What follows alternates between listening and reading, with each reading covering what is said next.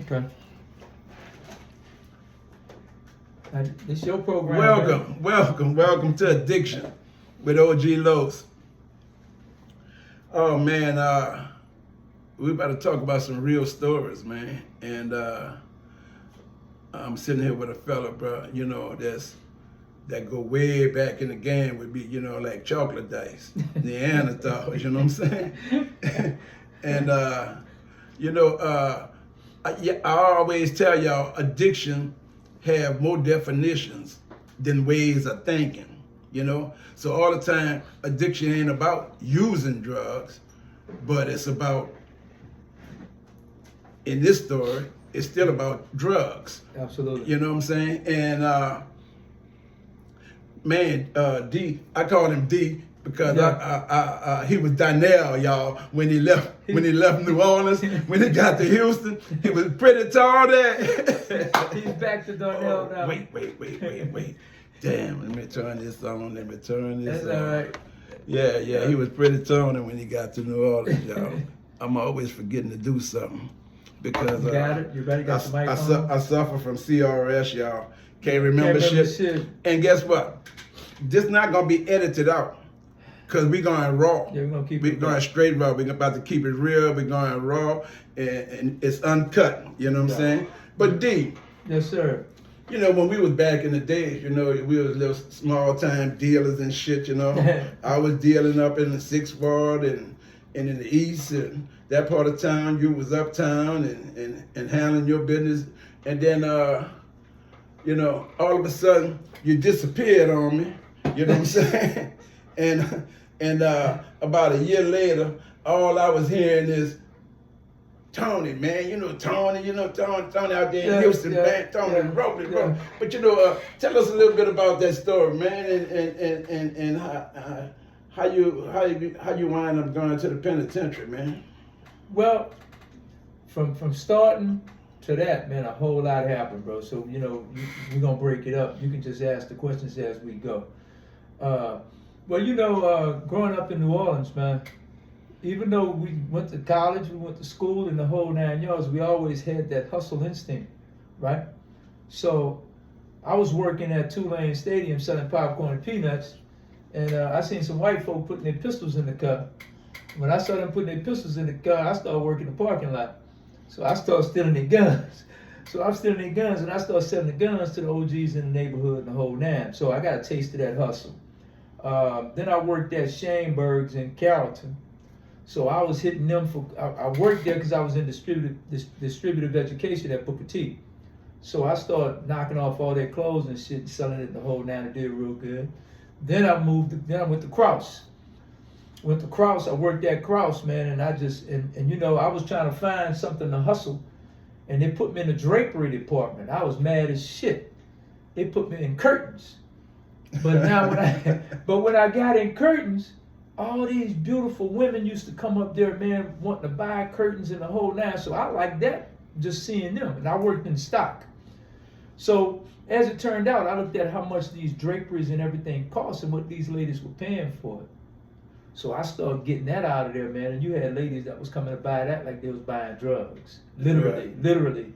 And because they wanted their homes to look nice, even though they lived in the projects and everything, they wanted their houses and everything to look real nice. And I made most of my money off of us. A lot of black folk bought from me. I mean, a lot of white folk did, but black folk spent the money.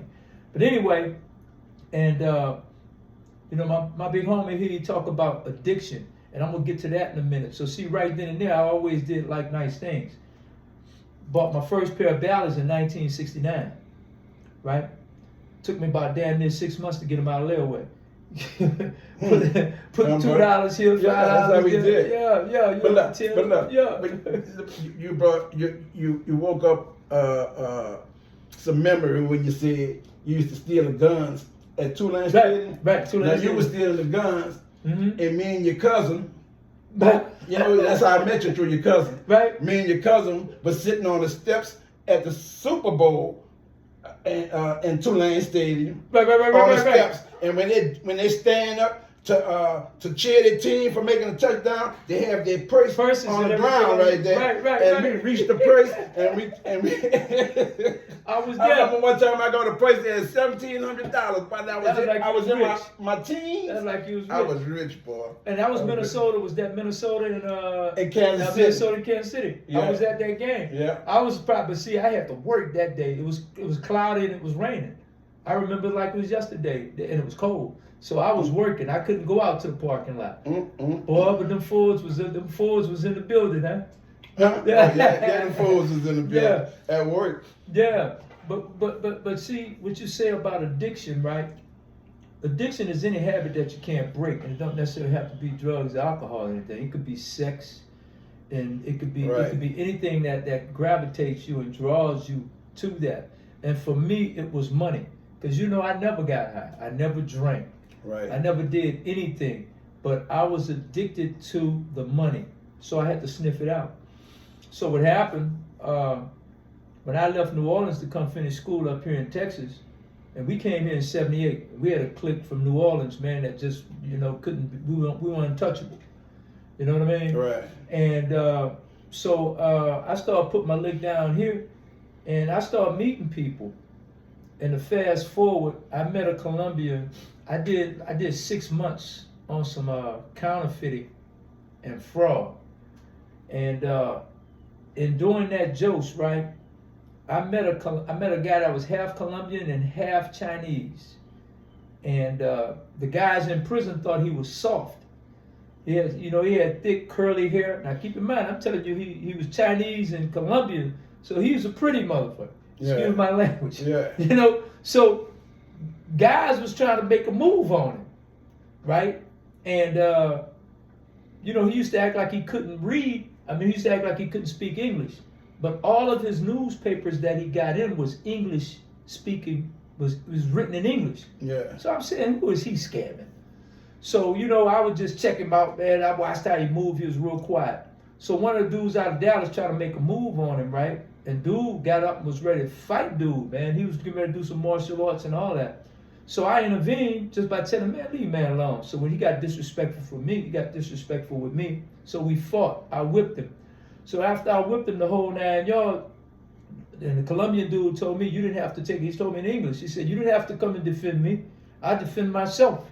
Yeah. So, I pretty much told him, nah, I wasn't going to let that happen, man, So we started talking. He was telling me about stock.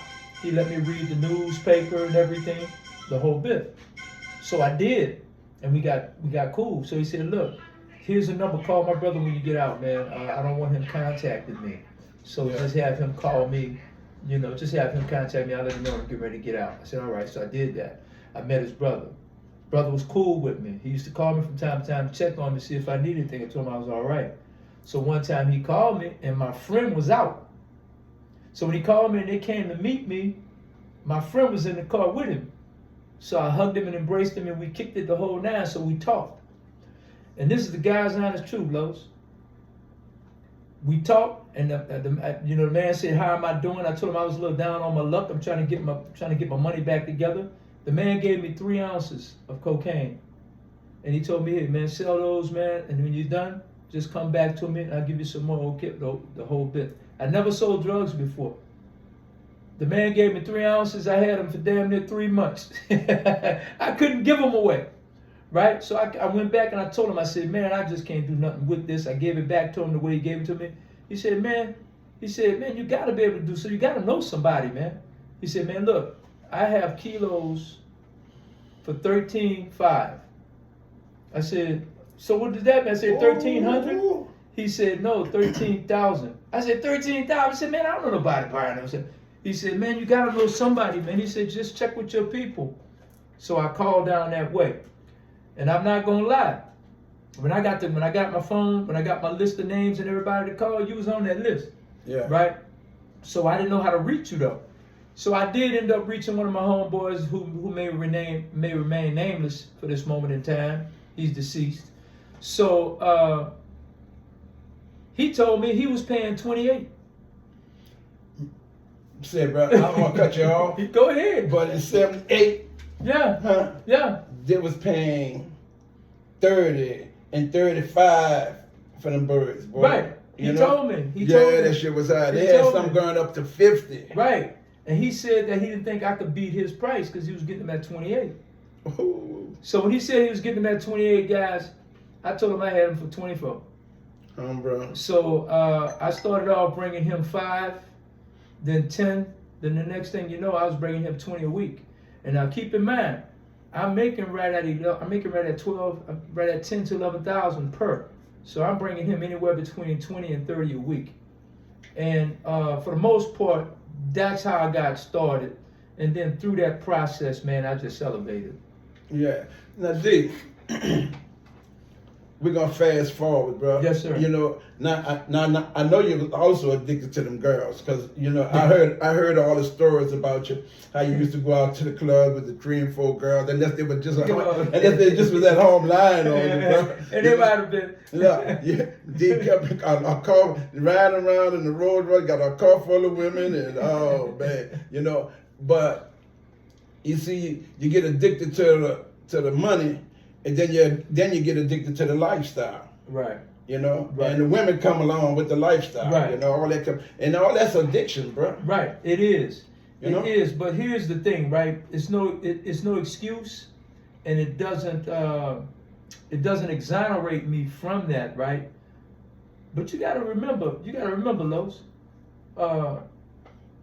Shit. We was on the women, bro. We didn't have that kind of money. When we was broke. Yeah, we didn't have. I mean, you know, coming from New Orleans, and you know, people call it game these days, and that's what. Let's call it that, right?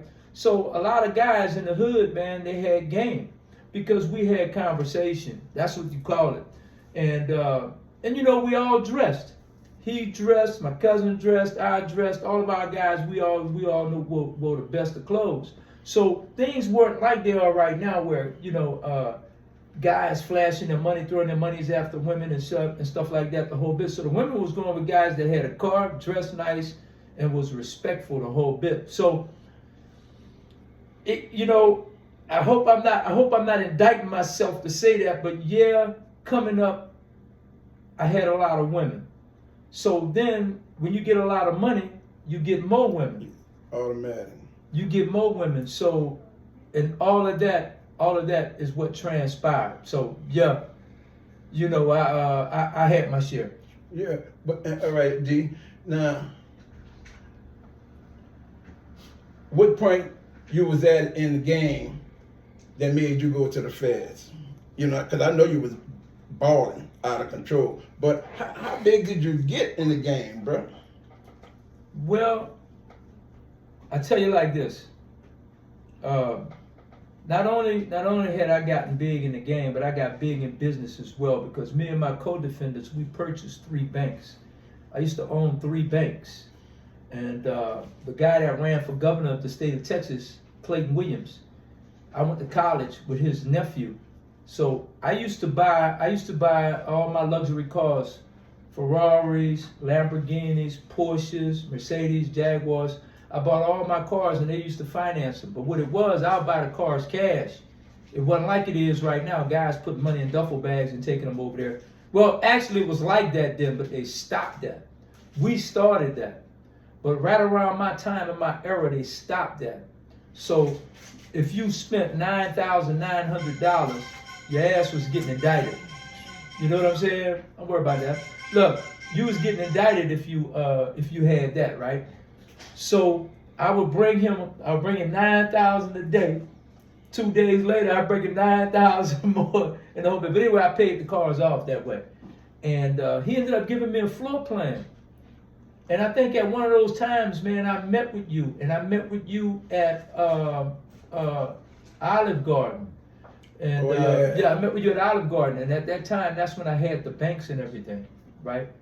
We had the banks and stuff. So anyway, that's what we ended up doing. And so they took the banks from me because one of my partners got busted with you got it? Yeah. One of my partners got busted, and we had our minutes in the vehicle from our meetings. So they found out that we bought the banks. So the guy was running for governor. He was my co-defendant, he and his nephew. So they got, so because I, see, riding around town in Rolls Royces, Lamborghinis, Ferraris, and the whole bit, they really didn't care about that. But when they found out that we were buying banks and we were doing things like that in business, that's when they came after us. They sent the prosecutors from Washington, D.C. to indict us. And that's who we fought. So that was my first Fed case. Actually, that was my second Fed case. I beat that case, 31 counts. I beat that case, and I went to Aruba the day O.J. Simpson was riding down the freeway in slow motion. I was in Aruba watching that on TV while the Rockets played against New York Knicks. So after that, they took $30,000 out. I mean $30,000. They took $30 million from me at that time, plus my cars, trucks, and real estate. So while on trial, I was out on bond. And when I got out, I got with my folk. After we straightened everything out, we talked about it. I was out on bond, had an ankle monitor on the whole bit. But I said, I'm facing life sentence. They done took all my money. I need to come up. So I cranked it up double time while out on bond. And I couldn't travel, I couldn't go nowhere, so I stayed right. And see, I was focused. I had a goal. I couldn't go out and party. I couldn't do any of that shit. So I amassed a fortune of 64 million. Well, at that time, it had to be about 56, 57 million. And I pretty much cut the business loose after I won my trial. And after I won my trial, I cut the business loose. I bought a Harley Davidson dealership. I bought more real estate. I bought apartment complexes and things of that nature. And I retired. I moved to Los Angeles. I stayed in Houston. I had an apartment in France. I built a home in Mexico, and I was just chilling. And I would just handle any type of I just troubleshoot for the Colombians. That's all I did. I troubleshoot for them. In other words, I acted as a consultant when they wanted to buy something. So a guy I've been friends with for over 30 years, he got caught up. And when he got caught up, they wanted me. They realized that he was my friend, my best friend. I told him not to crap where he did. And he got caught. And a guy that I refused to name, but he was in New Orleans, and he owed us some money. I told him not to do nothing with my guy anymore because he was waiting to rob him. So since he was a big old guy like Suge Knight, he wanted to know why he didn't rob little old me. He didn't rob me because he know me. I know everybody. I know his family, everything. So he wasn't going to do nothing to me. Yeah. But so I gave him the operation. And guess what he did? He went and fronted him 100 keys when I asked him not to. So when they couldn't get the money, when he wouldn't answer him back, I had to go there and straighten that out. So I went to New Orleans. I ran into my guy, and he paid me partial of the money. So he owed me the other half. He was supposed to meet me later to pay me the other half, but he never showed up. And when he didn't show up, he had already told his parents, his mom, his brothers and sisters that he was coming to meet me. Well, he got kidnapped.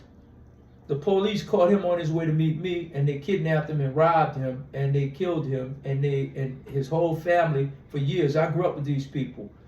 So for all that time, I think I know who you're talking about, because I know the police in New Orleans wasn't nothing nice. Right, because they stole my money. And I probably know the police name who you're talking about. He probably doing life. He was on a death penalty. One of them died. One of them died playing basketball. Death sentence. He on the death row. I know just who you're talking about. But look, so I got blamed for that. So our listeners won't get it twisted that we glorifying no, not at all. Drug dealing and all that. We just sharing addiction, man. Not you at know, all. addiction. Right. You on bond and you still going to do this shit. Yeah. That's addiction. That's like me. You see, good thing you didn't get in touch with me, D, because I was on that dope so bad. I was making a couple of million, not like you, but I was making me a couple of million. I was a little millionaire and shit, but my shit started declining because of my addiction. I was hooked on that heroin coming from Vietnam in 1970, and I started going down. I started going backwards, and I was trying my best to contact you. I came all the way to Houston looking for you. You probably was in Chicago some goddamn way. You wasn't even in Houston no more. I couldn't get your number from nobody, bro. You know, but it's probably for the best in your interest, because I was on that dope so bad. I can dig it. You know, but you know, so y'all want to think we glorifying this shit. No. You know, what's the consequences of all that, D? Well, I suffered the consequences, but then you ask yourself, and we'll get to that in a minute, was it worth it? And see, you want to know the worthiness or the value. But here's what happened: the consequences actually is prison, death, or isolation of all three. And see, here's everybody that I talked to, including this gentleman right here. Everybody say, man, you could have been anything you wanted to be. You know, they say, man, you're brilliant, man, you're smart, the whole bit. And see, you know, no matter where you go in life, there you are. So, you know, whether you want to believe it or not, God has a hand in it. And sometimes, you know, you fight and resist his teachings. All right, you resist his grace, and then you go against it. So he said, well, you know what? I'm gonna let you go. I'm gonna let you figure out. I'm gonna let you find out for yourself. So I didn't necessarily feel invincible, and I never, you know, I rode nice cars, wore nice clothes, and I traveled a lot. I don't gamble. I didn't do any. Well, I was addicted to strip clubs. I was a strip club king, but we didn't make it rain like these clowns doing today. Yeah. You know, we went there for different reasons, if you get what I mean. But the thing is, you get addicted to the lifestyle and whatever's normal. I mean, I had a guy ask me a question in prison that nobody never asked me. He didn't know that I was in the game at the level that I was. And I call it a game, but it's a business. I don't necessarily call it a game. But for the sake of this conversation, so you guys know what we're talking about, that's what it is. See, games don't have the consequences that we had to suffer, and it's just a game. So, you know, it was a business, and a cruel business. But what happened, I used to go on visitation with wrinkled clothes on. I wouldn't iron my clothes. I would wear the same tennis shoes for a whole quarter before I get a new pair. See, I was in prison, not of prison. I wasn't trying to keep a status up in there, none of that. I didn't care if anybody knew my name. All the famous guys you know that's doing podcasts, all the guys out of New York, all the guys that got movie deals, they all knew me. They all knew me, and we sat down and we talked, and I let them know that the South was just as tough as them, if not tougher. You know what I mean? Yeah. So they got the picture, but they never knew that I was on that type of time. But I had a young guy out of Philadelphia. He called me Unc. He said, can I ask you a question? After he found out that all these things that I possessed all these things. He says, man, with all that money you had, man, I heard you had like $100 million. I said, no, I ain't have $100 million, man. He said, man, that's what I heard. So, and my co-defendant. I heard that too. Yeah, my co-defendant told him this. My co-defendant told him, he said, they said, man, Mr. Ford was your boss? He said, well, no, he was my partner, but really, he was my boss because I had to rely on him to get my work. Talking about this. Yeah, So he said, they said, man, and he showed them his Rolls Royce. Yeah. So they said, man, you had a Rolls Royce? They said, yeah. He said, man, but you should have seen what my boss had. They said, who is your boss? He said, Tony Ford, that's in your unit. They said, man, Mr. Ford was living like that. Mr. Ford had. He said, yeah. With them wrinkled pants on. Yeah, them wrinkled pants on. They said, Mr. Ford was living like that. He said, yeah. But T, what all the feds took from you, bro? Man, they took everything, bro. And see, they didn't. All that I had saved, I had somebody that was watching it for me. I had somebody that was what do you call it? My shepherd. Somebody that was my gatekeeper, the whole bit. And he had my property, my boats, my cars, all of my furnishings and all my different houses. I lost homes, everything, right, that they didn't take. Well, in one of our businesses here in Houston, he died. He had a massive heart attack. And man, shout out to Steve, man, may he rest in peace. And when he died, see, he was hiding all my cars and my boats from the feds. But when he died, his family You know, he had a will. All of his business was together. But he had property and assets that were mine that wasn't in his will. So when he died, his family fought over those properties and assets. So when they fought over it, the judge had to call it into probate. So when he called it into probate, and when they ran my serial numbers and different things, they had been looking for these things. So, and I was relying on all of this when I came home. See, and you know what? Just like Mike Tyson says, everybody has a plan until they get punched in the face. So I had a plan, even though my plan was raggedy. I lost 64 million, but I can honestly tell you, I had squirreled away about 10 or 15. And let me show you how God works. Systematically, all of that was taken from me, guys. All of it was taken from me. I watched it go, right? And it just got taken and taken. And then as soon as he'll take it, I'll come up with something else to replace that. And I'm thinking, you know, I'm resourceful, you know, and I treated a lot of people well, so they was taking care of me. All of that was taken. I lost money because it was mildew. I lost money twice in floods. I lost somebody that had money holding it for me. They caught COVID and died. Yeah. And then in my Louis Vuitton trunk, my partner put my stuff in storage.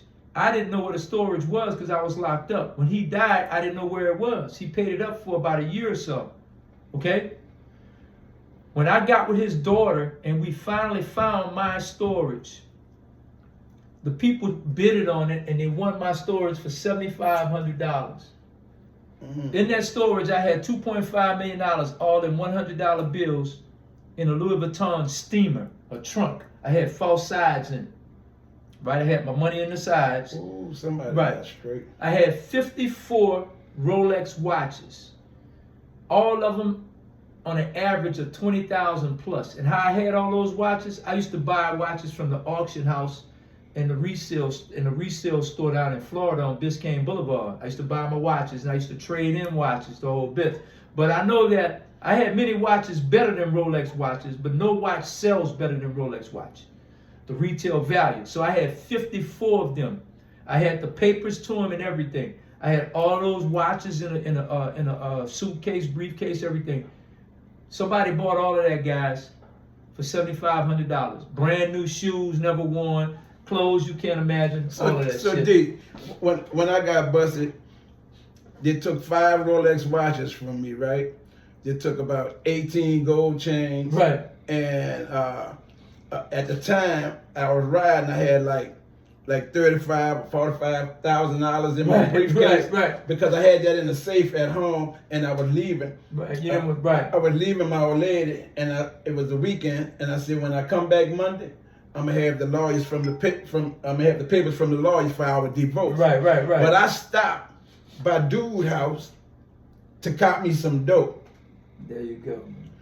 To bring to the hotel with me, right. To go meet my little babuki. Right. At the hotel. Right. But I'm in his bathroom trying to get loaded. Right. You know, and I was gonna bring the rest of the bundle to the hotel with me. For the weekend. For the weekend. And I'm in the bathroom getting loaded, and the feds came in this dude's house, bro. They delivered the dope to him. Right. Through FedEx. Right. And then when they delivered the dope to him, he accepted it. He accepted it, and then they waited a few minutes for him to open the package. You know, I'm in the bathroom. I don't even know all this going on. Right. Boom, boom! I hear him coming into the house. Get down! Just him and his old lady was in there. Just him and his girlfriend, his wife. And I'm in the bathroom. I'm trying to find a vein. I ain't got no veins. All my veins shot out. And somebody, one of the DAs said, somebody in the bathroom. DA kicked the bathroom door open. And when he looked at me with that point in my arm, I just ran and my arm blew up because I missed the vein because I didn't want to be sick in jail, you know, from the dope. Absolutely. He looked at me and he said, Carlos Wilson.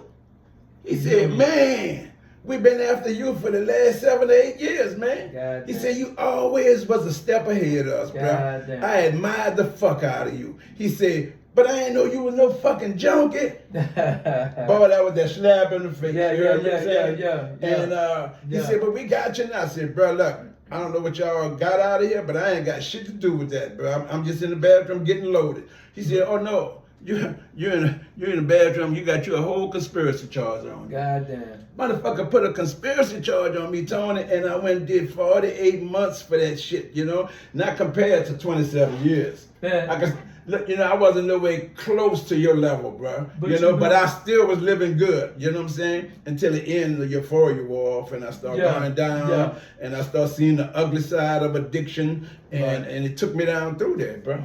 Right. You know? You know, but I look at it like this though, man. See, no man knows how much he can pull until he's hitched up to it, right? So, you know, one of my first Fed cases that I beat. Now, see, this is the story. In prison, everybody's talking this. The Fed's got 99% rate, conviction rate, the whole bit. Say, guys, you know, I'm playing with house money. I beat the Feds 3 times. One time, I beat the Feds before going to trial. I beat them in preliminary. Second time, not only did I beat them, I got out on bond, stayed out on bond for a year. I fought 31 counts. My trial lasted for 6 months. And I had 19 co-defendants. And all of us walked out the front door. They were mad about that. So they came after me on this time for some bullshit. All my T's were crossed and my I's were dotted. But they wanted me and they got me. Because I was after that first $30 million. And my lawyer told me to let that go. And see, just like Lo said, let me show you, shit happens on levels. It doesn't matter the quantification. See, Lo said he had $45,000 that he took out the house. And he was on his way on a rendezvous. But that addiction made him stop. And he deviated. And he went to this place that was already hot. And he ended up catching 48 months. And let me show you the same thing. It doesn't matter. With me, the feds took 30 million from me. I fought to get it back because I won that case outright. I was acquitted. So I fought it. And then when the lawyer told the judge, when the judge told the government to give me my money back, they said that they used my money to further their fight on the war on drugs. I said, not at my expense. I want my money. So my lawyer told me not to fight it. He said, let it go. How do you let go 30 million? So I stayed on that trail and chased that money. Let me show you what happened. That made them get a hard on for me. How they say in New York, pause. They got a hard on for me and they came after me. I'm living in LA, guys, minding my business. Every day's a vacation. And they really came after me because I fought for that $30 million. Had I let that go, it'd probably be a different story. Did they give you the death penalty or they just give you the 20? No, they was trying to give me the death penalty. They was trying to give me the death penalty for the gentleman. I had 4 life sentences. All right, and how you got out? But this is how I got out. I beat the capital punishment first. And how I did that, they had me charged with my ex-friend's death. They had me charged with his death. And by me being a leader of that organization, I had a RICO. See, RICO, when you're involved in a RICO or you're the head of a RICO, you're responsible for what everybody in your organization does. I'm talking about if anybody would have been rapists or whatever the situation is and they did it on the clock, I would have been charged as a sex trafficker or whatever the situation may be. That's just how RICO works. But what happened, and this is crazy, I have Jesse to thank for that, man. So what happened was they had me charged with the death of my friend, the guy that owed me the money, and I went down and collected. And the police pulled him over. But here's what happened. I was gonna ride that. I wasn't worried about it because I didn't have nothing to do with it. But maybe I was just a hopeless romantic. I don't know. But I know I didn't do it, so I know God wasn't gonna let nothing happen to me based on that. And because I love this guy. This guy we grew up together. So anyway, I was charged when I was being tried for his murder. I was being tried for all other trafficking all around the United States and the whole 9 yards, and some other situations as well out of Chicago and St. Louis. What happened, my co-defendant, I talked to him. He said, hey man, I know you're in there, man, and you probably, since I came back, he said, I know you probably want some company, want somebody to come see you, man. I can give you the information to a young lady to call. She'll come see you. So I said, Jay, I really don't want no company, man. I'm trying to focus on fighting this time. He said, well, man, he said, whatever, man, you got the number, whatever you choose to do. So one day, the phone free, I look around, nobody's fighting over the phone. I eased up and I used the phone. So when I go use the phone, I talked to this young lady. She knew me from my brother. So she said, how you doing? I'm friends of such and such. She said, yeah, she said, I know you happy. I said, what do you mean I'm happy? She said, well, such and such he pled out to the murder of such and such. And that was my friend. I said, what? She said, yeah, he pled out to the murder. I said, he pled out? She said, yeah. I said, are you kidding me? She said, no. She said, it's all on the news. So I hung up the phone. I told her, hey, look, thank you. I hung up the phone. I called my bullshit lawyer, had him to come see me. And I told him. He didn't want to believe it. So when we went in there to do what's called FORD to select the jury and everything, he didn't want to present to the judge that I was being charged with a murder that somebody else pled out to in another jurisdiction. Mm-hmm. So I forced this. I stood up and I told the judge, and the judge said, "Let's run it back." She called recess, and we had a lunch. So we came back. It was true that somebody out of New Orleans pled out to a murder that I was being charged with. You can't, you can't have cut me loose, not total, cut me all loose from the murder. Yeah. So here's the thing, the witness lied on me, and this is how I ended up getting free many years later. But the witness lied and said that he knew that I was responsible for that death. And see, there's this thing called it's called relevant conduct, and what's the other one when you've actually done it? I forgot what it is. I haven't done law in a while. But anyway, relevant conduct is when it's hearsay. All right? And some of you lawyers out there help me. But the bottom line is, it was like an overt act. I did not do the overt act. Right? So my argument was that if he lied about the overt act, he should have lied about everything else. She didn't want to let me go. But she took away the death. She took away the capital punishment. And I still had to go, and she took away the RICO. But conspiracy give you the same time as RICO. So I ended up getting 4 life sentences. Right? Now, how you got out? I know we're running out of time, but yeah. how did you get out? Well, I tried everything I could, man. I try to have politicians to come and speak for me. I try to have people with a bunch of money pay attorneys for me. I had old attorneys that owed me favors. My original attorney got indicted along with me, so he couldn't handle my case. And by him being my co-defendant at that time, he couldn't come and talk to me. But as soon as I got convicted, they dropped the charges on him. But here's what happened. I studied law, and I studied law thanks to Jesse Cage. I wasn't going to study law. I just was trying to manipulate shit on the outside. So Jesse said, man, he said, Tone, he said, man, you speak well, you write good. He said, man, fight your case. So, and he told me, he said, man, write a book. So at the advice of my co-defendant, I got into law and I wrote a book. So what I did was, before Clemency Project came out, 2013, I filed clemency. I filed it to President Obama. Now, the guy who started clemency was Eric Holder. Eric Holder was the Attorney General during Obama's presidency. But Eric Holder was one of the prosecutors in my first case out of Washington, D.C. So anyway, I filed on handwritten paper. I'll show you a copy of it. I filed my motion on handwritten paper, guys. And I didn't type it. I didn't do any of that shit. I hand wrote it. And I filed my clemency to the president. You can't argue. You have to express what your charges are. You have to express why you feel that you should get a second chance. You can't argue your case. You can't say, I wasn't, them 1,000 keys they said I had. You can't argue. If you argue, your package is disqualified. So anyway, in 2013, I filed that motion. In 2014, they came with a clemency project with a criteria.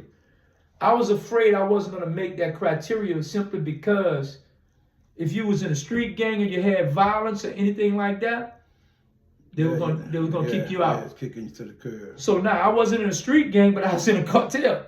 I wasn't in a street gang, but I was in a cartel. You had me charged with a murder, so I was just hoping that, you know how sometimes you throw shit against the wall, you can't put toothpaste back in a tube. So I was afraid they were going to reach back and see that I had to argue that. Needless to say, I did 18 clemencies. So I did 17 for other people. Most of these people went home. 1 died. 2 got turned down.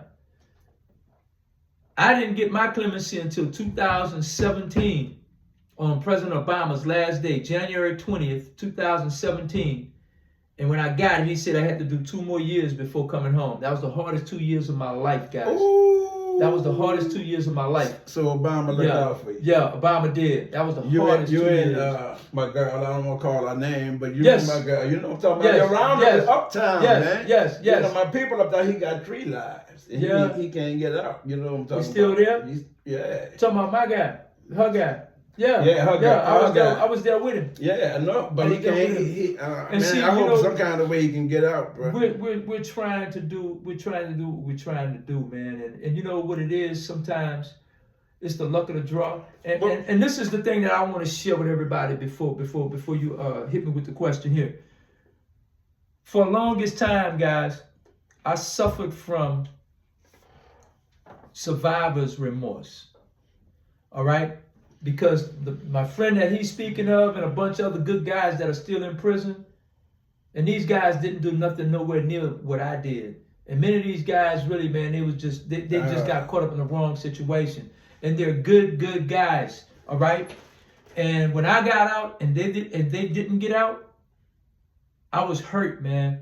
And you know, and so I started staying in, man. And like me and Jesse always say, I insulated myself. I didn't want to associate, go around no one the whole bit. This man here comes to see me whenever he comes to town. I hardly go anywhere. I'm getting out of my shell now. But what I'm saying is this. I let my insulation turn into my isolation.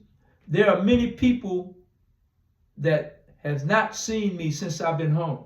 What you doing today, bro? That's what I want to know. What you do? I know you ain't in that world no more. No. But what you doing today? You know, because you know. Well, I got a lot of things going on, man, and you know what? None of them has materialized yet, but I feel good doing it. But see, as with my podcast and everything, I've been mentoring a lot of guys and females that's returning home from prison the whole bit.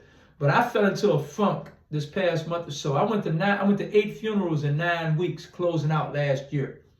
And a couple of people that I mentor, I don't like saying this over, you know, so, hey, we just gonna talk. Social media got people caught up with all type of bullshit, but we just gonna keep it a buck. And I got people that I mentored. And a lot of these young brothers, man, they've killed their wives and their girlfriends and then killed themselves. I had some man, he killed himself because his girl was pressuring him because he didn't have a job and he couldn't pay the bills. He couldn't pay half the bills, the whole bit. So I was real close to those guys. And I don't care, man, if you get close to the flame, you feel the heat, right? And when we came up, man, we didn't know a lot of black folk that killed themselves, although they'd been doing it. But we didn't know black folk because we just assumed they were stronger than that. And we were. Well, these guys now, they're so emotional. They will kill you quick and they will kill themselves quicker. So, you know, you have to be careful how you talk with them the whole nine. So it hurt me. And one of my friends, man, that's in Africa, I talk to him all the time. He's trying to get me to move there, but that's another story. But anyway, he said, Tone, you're too close to the flame. And he wanted to know, well, you know, why do I figure it's like that? Well, I realized because, see, I seek therapy once a week. I suffer from PTSD right now. No, you do. Right. So there's a reason. Me too. More correctional officers in the prison system commit suicide. They're the largest group that's employed by the federal government, and there's a reason for that. And the reason is, when they're locked up and they're hearing these stories that we're talking about, they get drawn in by it. Two things are going to happen. They're going to repel it, or they're going to be attracted to it. And that's why most of the officers be introducing contraband into the prisons the whole night. They start talking like us. They start trying to be hip like us. They start trying to be fly like us. And guess what? When they're in prison for those 8 hours, they're doing time like us. So I was listening to all of these guys, man, talking about hurting themselves and killing themselves. And just for the record, I want to let you know, that thought there never crossed my mind. But I was in a funk because all the energy would drain out of me trying to talk to them. They didn't come out and tell me that what they was going to do, but they would hint around it. And I'm not stupid. They'll say things like, man, sometimes I think about hurting myself. When you say hurting yourself, I know what you mean. So, you know, that just really kind of put me in a box. But anyway, I got away from that, man. I came out of my shell. I'm back on my real estate investment, right? I have a bunch of investors and look, they ain't giving me no money for myself. I gotta earn it, guys. So if any of you out there, man, you're looking for property, you're looking for land, you're looking to buy some shit, I'm advertising. Holla at me, DM me. But anyway, I can get your money on your business up to $5 million. Now, but D, I'm doing the Batana oil. Batana, and I'm trying to write, and I'm trying to get back to writing my books and everything. I know you're legit because we done tried all kind of shit since you've been home, you know, because yes. you know, all yes. friends helping friends, network, and helping friends, you know what I'm saying? Yes, yes. And you know, I legit shit because you know I'm coming up on 17 years clean, y'all, right? Because I finally got off that dope, you know, and I just want to let anybody. All you listeners know that this wasn't a glorified story. Because the only way out this story is jails, institutions, or death. Or death, guys. Ain't but 3 ways out, bro. You know, it might be fun while this lasts, and the money might be good and all that shit, but ain't no way out but jails, institutions, and death. And the ones that went under the radar, they're still rolling, you know. It's questionable. It's questionable. It's questionable. It's questionable like a motherfucker. It's questionable. It's questionable, you know guys. I know for me, them days is over with, bro. Yeah. May the 16th, I make 75 years old, and thank God, I don't look like what I've been. That's right. You heard me? It's 71 for me. Always 22nd, man. Boy, this been a good one right here, D. You know. Yeah, man. But we just want all you youngsters to know, bro, that's out there using dope. Selling dope, you know, addiction is addiction is addiction. This man, he was addicted to so many goddamn things, but if you listen to that story, you know he was addicted to that shit, bro. Yeah. You know, I would have been addicted to it. I was addicted to it, you know. Yeah. I lost my Benz, you know, my money, and when I was in that bathroom, took a AMG 500 Mercedes Benz from me, all my money and everything, bro. It went down the drain. Yeah. You know, when I came home this last time, I went twice. I went in 99. When I came home, you know how much money I had, bro? No. $135 they give you to catch the bus. Well, I had 70 more than you. No, I had 65 more than you.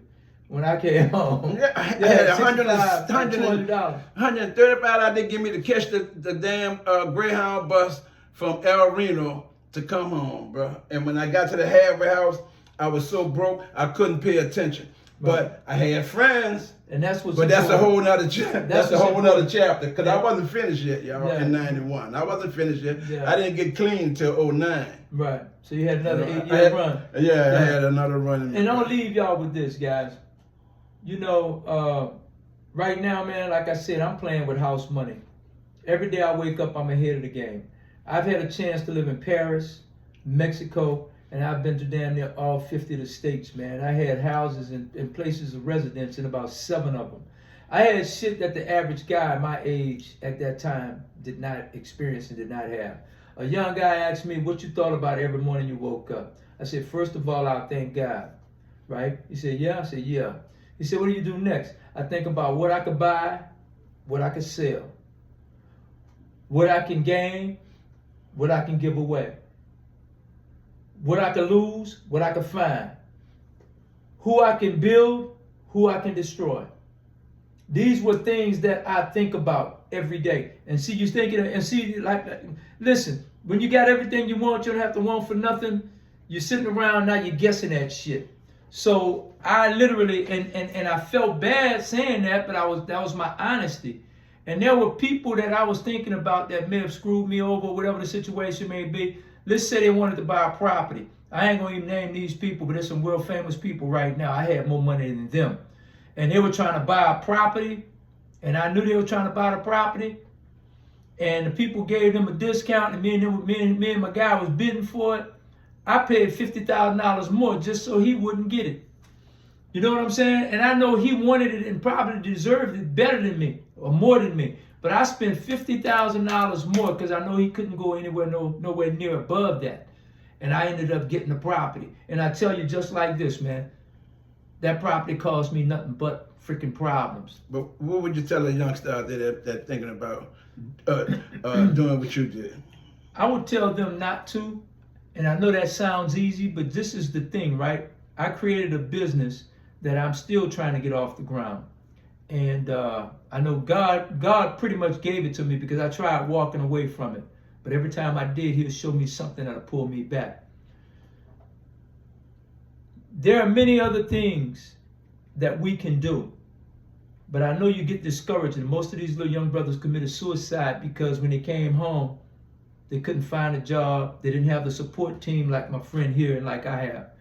That's your key, right? But what you do, man, you basically, you fall back and you let things come to you. You don't try to force anything, right? And I know it's hard to find a job, the whole bit, but you have to stick with it. You have to stick with it. And that's what so it's about honestly, join a group, join a church, join some type of support group. And if you're dealing with mental illness, seek mental health, seek counseling. And then when you do that, man, you'll find that everything starts coming together, man. Once you put God in the equation. And guess what?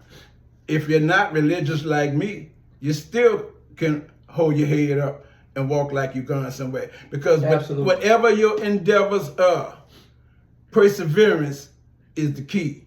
So, like I said, bro, hold your head up and walk like you're going somewhere, bro. You ain't never got to use no dope. You ain't never got to sell no dope like us. You know what I'm saying? Patience you ain't got to live that life with us, bro. But I think too many other ways to make money. Too many these other days, ways, man. to make I money. love you, brother. You know, get your I love you, get man. your business or something, bro. Yeah, you got too many ways. Love y'all. Love y'all. Thank you guys for coming. This has been another telecast of addiction. That's right. Addiction with OG Los. Y'all see on YouTube. On YouTube, addiction with OG Los. You can go look at this whole video. Send it to your friends or whatever you want to do with it. Absolutely. Addiction with OG Los. We talk about addictions, man. Whatever the addiction is. Absolutely. I got somebody outside blowing the horn for me right now with a Thank you guys for coming on, with a shopping addiction.